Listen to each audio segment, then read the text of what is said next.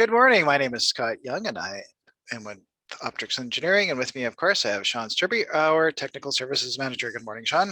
Good morning, Scott. And this is another edition of the Optrics Insider.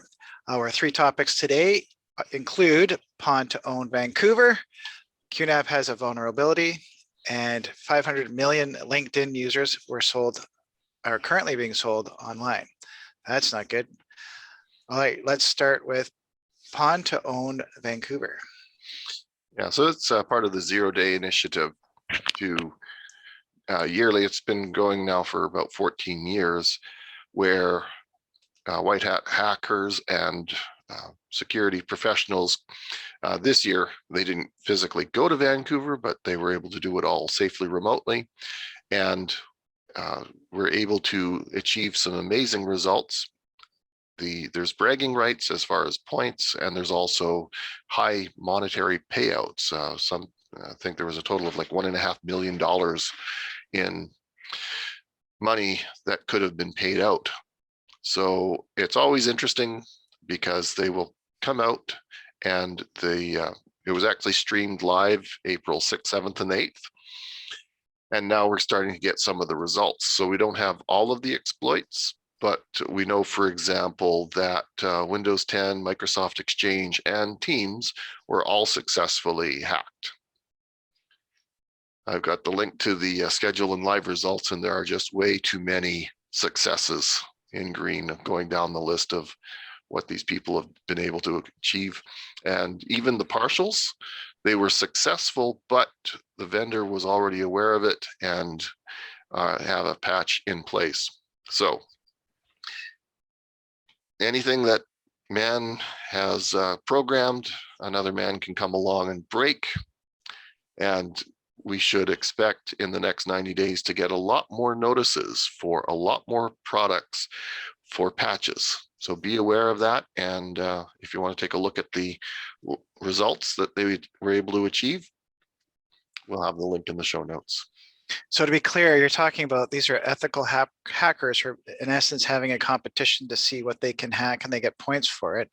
Correct. And but it also helps identify in a ethical way, with no ill intent other than, I guess, bragging rights and potential financial rewards. But they let the vendors know, here's how we actually do a patch so that other people with bad intent can't get in. Is that kind of the gist of it? Correct, yes. We jokingly say that Patch Tuesday is followed by Exploit Wednesday. It's not quite as quickly as that, but it's pretty quick. So when the people are told, hey, there is some way of breaking in or causing privilege escalation in Windows 10, the hackers, the black hat hackers, the malware writers, they will go and say, okay, we know it's possible. Let's see if we can find it too, and start exploiting it before the manufacturer is able to push out a patch to it. So responsible disclosure usually gives the vendors anywhere from 60 to 90 days to get things sorted so that the people are protected, but you've got to get your patches installed. Another thing worth pointing out, Sean, is that if you, as a dear listener, if you are curious if you have to test to see how well your network is secure, or even if you have an online product or a service like a software product, you'd like to test, that we can work with you on a penetration test, because that's basically what you do is you hire an ethical hacker to probe your network to see if they can penetrate it, hence why they call it penetration test. And then if they can, they'll tell you where you are vulnerable, and so that you can go and fix it. Correct. Just something to consider. And of course, if you would like to learn more about that, you can reach us through optrics.com with the contact form, and we can certainly be happy to work with you on that. Anything else on Pwn2Own Vancouver, or are we good there? We're good. Okay. Let's talk about QNAP and a vulnerability that has been recently discovered. Yeah, so this really highlights that while it is quite popular to get something like a network attached storage to use in your own house for, storing all of your pictures, or doing backups to, or in some cases, people are using them to host all of their movie files. You don't want to expose them to the internet in general. You want to use some secure technology like a VPN to connect to them if you are remote, and B, do keep them up to date. So what has been reported is that, and this is a case of responsible disclosure, in October of 2020 and November of 2020, there are two different vulnerabilities made known to QNAP, and they were given a 4-month grace period in which to fix them. Now, the vendor has to fix them, and they also have to keep in contact with the security researcher. In this case, it was Sam Seamless Network, and they reported April 2nd that they had not been notified of a fix. So after their 4-month grace period expired and there was no contact, they published that there is a known vulnerability. So shortly after they published this, QNAP did release an updated firmware version and fixed these vulnerabilities that were available. So definitely want to take a look at your existing QNAP. I know the ones that I have seen, there is a way to configure them so that they will actually send you an email when an updated firmware is available. So it does require that you configure things properly, but it certainly does make it very nice to get those alerts, and you can stay on top of the updates as quickly as possible. So that's the two things. Keep them up to date and don't expose them to the internet just in general. Keep them behind your firewall. Keep your exposure small. That brings up an interesting question, Sean, because I know with a lot of these SANs is that they are a way of backing up your local files off your computer to a separate device on your network. And then they'll also have a way to then further back up to, say, Dropbox, or QNAP, I'm sure has its own cloud service, or pick your cloud service. Now, by connecting the account, does that basically open you up to the net, to the internet, because or is that a direct connection? If it's initiated from the inside, i.e. your QNAP goes out on a daily or weekly basis and says, Dropbox or Azure or whoever it is, here's a copy of all the data that's changed in the last week, that's secure because you are pushing it out. Now, you do want to make sure that whatever you're pushing it out to is also secured. That's a lot of the leaks that have happened recently have been because of people using a cloud service and not properly securing it. Just making it, it works. Well, it works because you didn't put a password on it. So make sure that it is secure. Test both that it works and that the,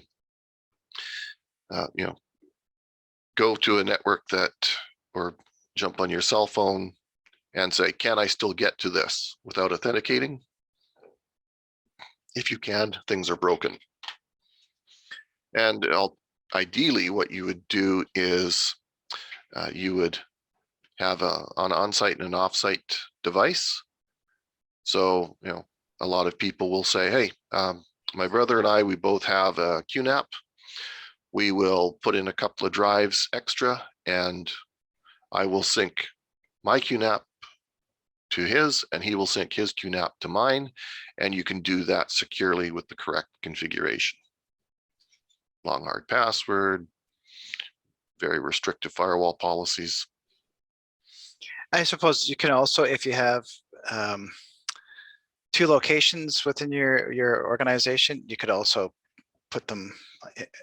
I think that really the point is, if you can have two physical locations with boxes that you control versus sending them up to the cloud, which is just somebody else's storage that you don't have any control over, then that also is a good way of doing it. Okay, excellent. Let's talk about 500 million LinkedIn users being sold online. And LinkedIn, of course, is incredibly popular. I know I use it, so this is troubling. Tell us about that. Yeah, so we mentioned the 533 million accounts from Facebook that had been leaked online, and it had been leaked online for basically for free. So here, LinkedIn, it looks like this information has been scraped from the website, and it's basically the same things. So this person, this malware writer, is trying to sell it. Of the 500 million accounts, they have provided 2 million records as proof, so a small fraction of it, but it definitely has all of that information that you've provided to LinkedIn. And I've seen lots of tweets around this that you might actually even be in violation of various different data protection laws if you've ever been asked by any one of these social networking sites, hey, why don't you just upload your all the contacts from your cell phone so we can see if any of your friends are using this service. That is effectively giving that service like LinkedIn or Facebook all of that contact information so that they can continue to build shadow profiles. You might not have released your phone number to LinkedIn, but if somebody has your email address that you did use together with your cell phone number and they upload their address book, now LinkedIn can take those 2 bits of information, tie them together, and continue to build a dossier on you. Great. That's all I can say.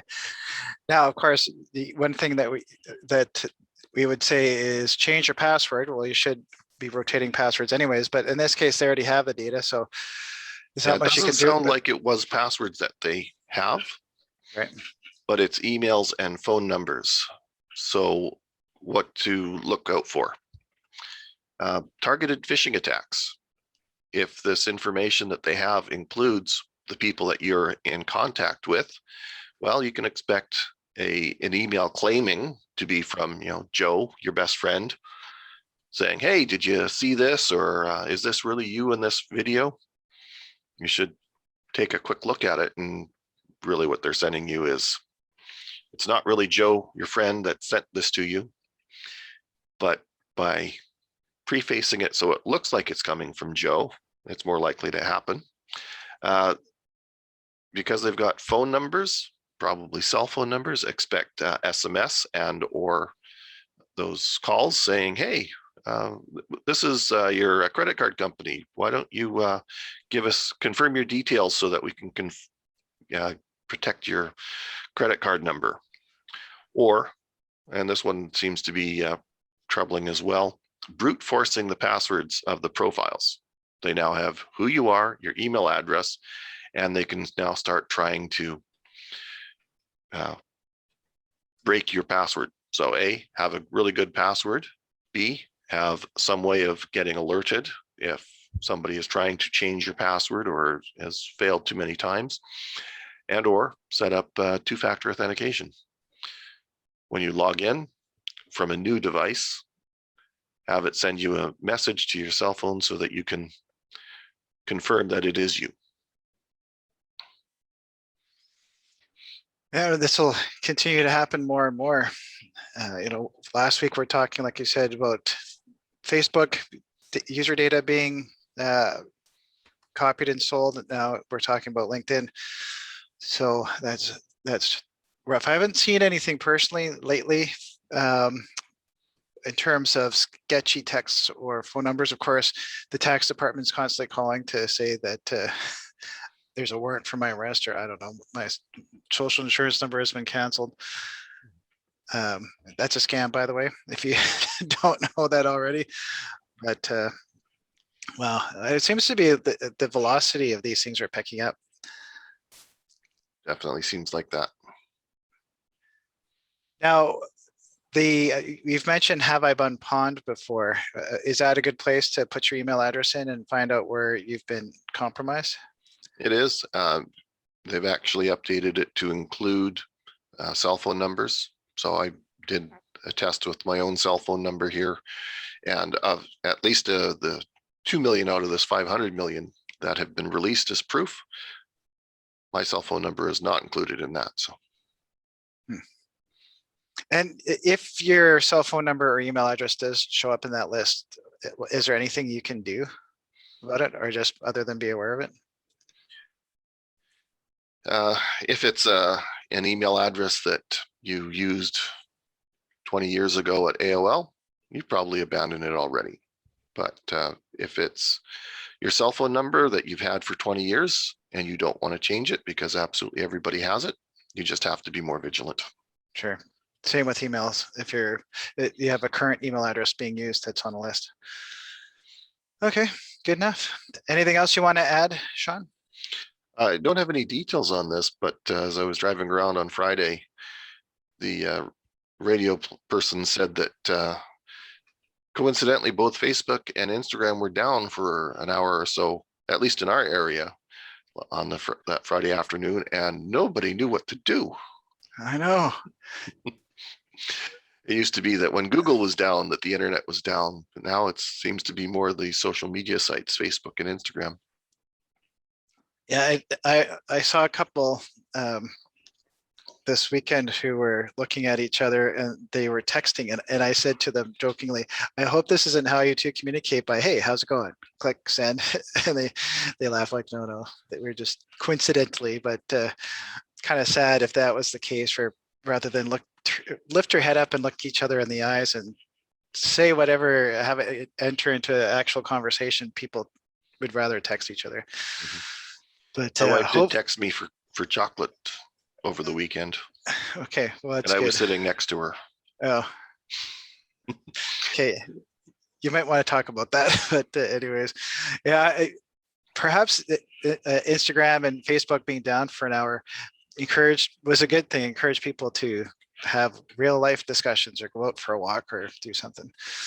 Okay, well, thank you, Sean. Just to recap, we have our 3 topics for today: Pwn2Own Vancouver, which was an ethical hacking competition, I guess you can call it that. QNAP has some more vulnerabilities, so if you use these devices, make sure you update the firmware, and also just be aware that 500 million LinkedIn users are being sold online, with the first 2 million being sent out as proof. And of course, you can use, sorry, what was the name of that website again? I just eluded me. Have you been pwned? Thank you. I will include a link to that as well. Troy Hunt. There you go. Perfect. Thank you, everyone, for your time. Have a great week, and we will see you next week. Bye for now.